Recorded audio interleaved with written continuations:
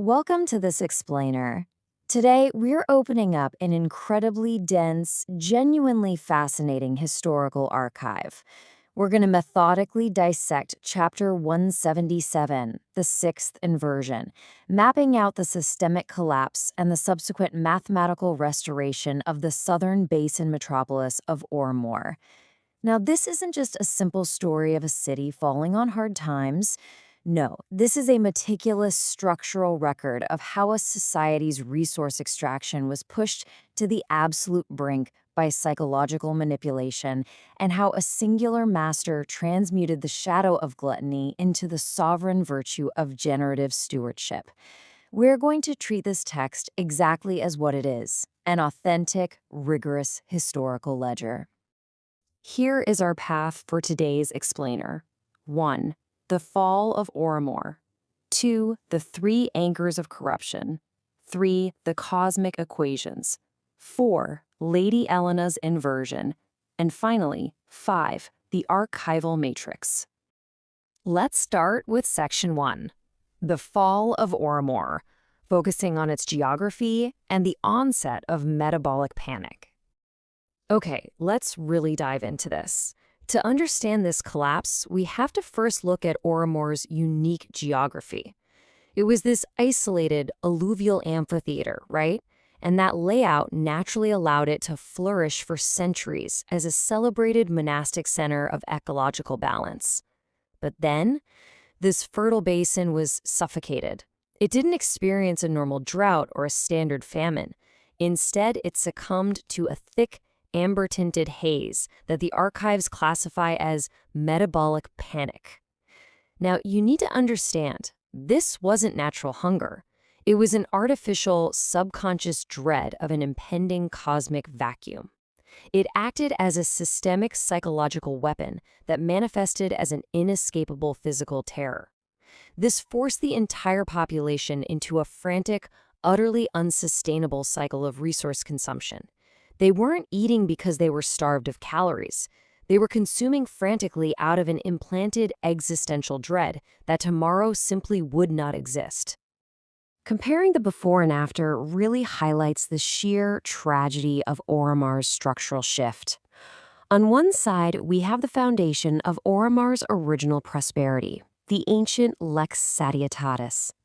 This was a strict monastic doctrine where the populace lived in profound, sustainable harmony with the alluvial amphitheater. But under the suffocating weight of the amber haze, that harmony was entirely shattered. The population abandoned the lex satietatis, completely overtaken by this artificial dread.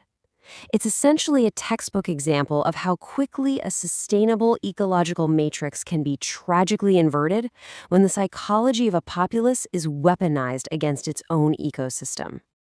Moving on to Section 2, the three anchors of corruption and how they distributed the shadow of gluttony. A systemic collapse of this magnitude doesn't just happen by accident. It requires serious infrastructure. The shadow of gluttony systematically distributed its structural load across three highly specialized institutional vectors of authority. The way their domains interlock perfectly creates a closed loop of exhaustion. You have High Gastronome Morvath controlling the biological intake at the Great Hearth. You have Master Agrarian Kenneth controlling the geographical extraction out in the outer belts. And finally, you have Grand Merchant Prince Vane controlling the municipal economics from his deep subterranean silos. Working together, they engineered a perfect, inescapable machine of gluttony. Let's methodically dissect each one of these villains. First, let's look at the biological vector.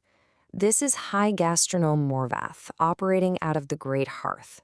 Morvath didn't just hoard food. He fundamentally altered the food itself by distilling a hyper-addictive compound known as soma extract. What is truly insidious here is the exact physiological mechanism at play. The soma extract was specifically engineered to actively blind the human body's leptin receptors. So, by biologically overriding the population's natural sense of satiety, Morvath ensured they could literally never feel full.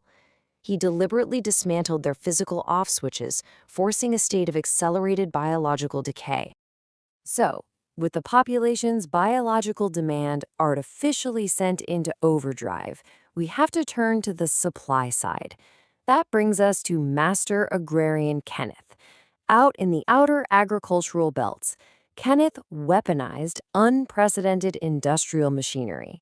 He deployed massive, heavy iron steam plows to ruthlessly clear-cut the basin's primeval guardian forests. You see, this wasn't just farming. This was rapid deforestation that immediately triggered geometric soil erosion. He basically stripped the alluvial amphitheater of its ancient defenses just to temporarily feed the artificial metabolic panic that Morvath was generating in the city center. And completing this horrific cycle of exhaustion is Grand Merchant Prince Vane. While Kenneth stripped the earth and Morvath stoked the biological hunger, Vane manipulated the economics. He engineered constant, artificial scarcity by deliberately hoarding the extracted regional grain reserves deep underground, locking them in heavily guarded subterranean silos.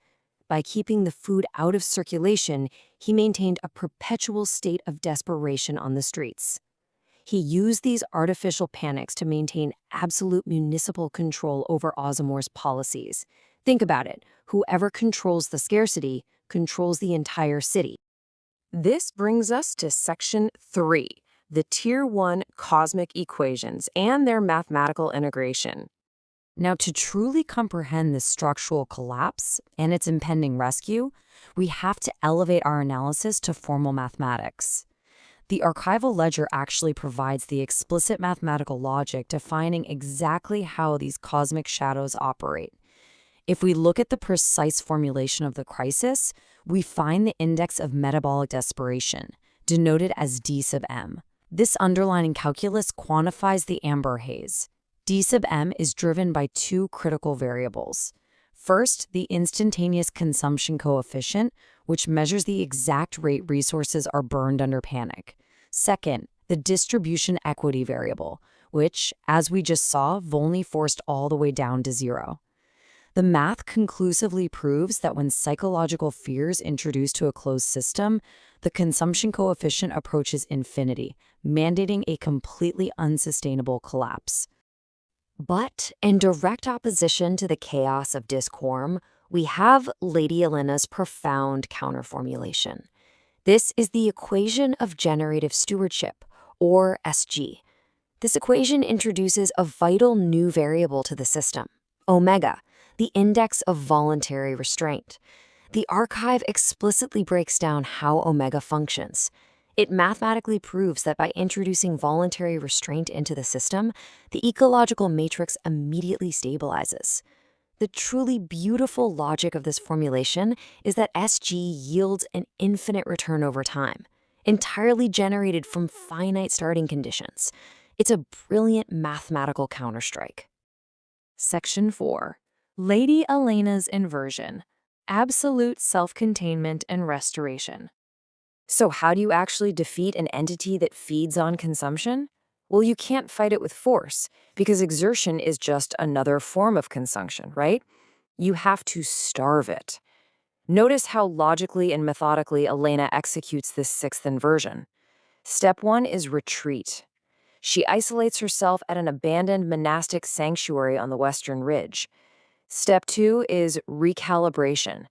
This is the crucial psychological shift where she consciously separates the feeling of natural minor physical lack from the existential dread of the metabolic panic. By doing this, she achieves a state of absolute internal self-containment. Step 3 brings the direct philosophical confrontation against Morvathat at the internal feast in the Great Hearth. And finally, Step 4, implosion. Because Elena now requires only a tiny fraction of standard nutritional input, her absolute self-containment completely starves the amber void of its anchor. Deprived of the frantic consumption it needs to survive, the entity literally collapses into harmless wood ash. But you see, breaking that psychological hold was really only half the battle. Following the entity's implosion, Elena immediately turned to systemic restoration. She systematically liquidated Vane's hoarded subterranean grain vaults, forcibly redistributing the wealth back to the people. She legally outlawed Kenneth's destructive heavy iron steam plows. And, perhaps most importantly, she organized the common souls of Oromor into decentralized polycultural farming units. By practically applying the mathematical variable of voluntary restraint, she successfully restored the natural regional vitality of the alluvial amphitheater, essentially bringing the ancient lex societatis back to life. And finally, Section 5. The archival matrix and continuity, the ledger of free will. Elena's localized victory is breathtaking for sure, but we really have to remember it is just one chapter in a much larger text. When we look at the broader summary matrix, it is the absolute key to understanding that overarching cosmic structure. It charts all the mastered shadows across all the metropolitan centers. We can see Elena's incredible inversion of gluttony perfectly aligned alongside the historical victories of her predecessors: Valerie, Lucan, Kalin, Eldrin, and Adrian. Those are 5 singular masters who each stabilized a core pillar of existence. Now, Lady Elena stands as the 6th, having successfully transmuted resource extraction into the sovereign virtue of generative stewardship. 6 massive cosmic pillars are now successfully stabilized. Yet the archive doesn't just let us rest on this victory. We are presented with a rather chilling log entry from Belial, the ancient watcher, observing from the frozen gray wastes. He notes that while 6 pillars are now stabilized, the ink on the ledger of free will remains permanently wet. It is a profound philosophical reminder that stabilizing 6 shadows does not mean the cosmic battle for humanity is permanently won. The ledger is still very much open. The fires of passion and gluttony have been cooled into order by the first 6 masters. But this leaves us with a terrifying, chilling question as our narrative shifts north. The absolute zero of the 7th crisis, sloth, is already gathering its gray threads over the metropolis of Leith. So what does this all mean for us? How will humanity combat a shadow designed to freeze the human spark entirely? A shadow that doesn't weaponize panic, but instead convinces humanity that absolutely nothing matters. It's a haunting cliffhanger in the archives, and definitely something to deeply consider until we open the ledger once again.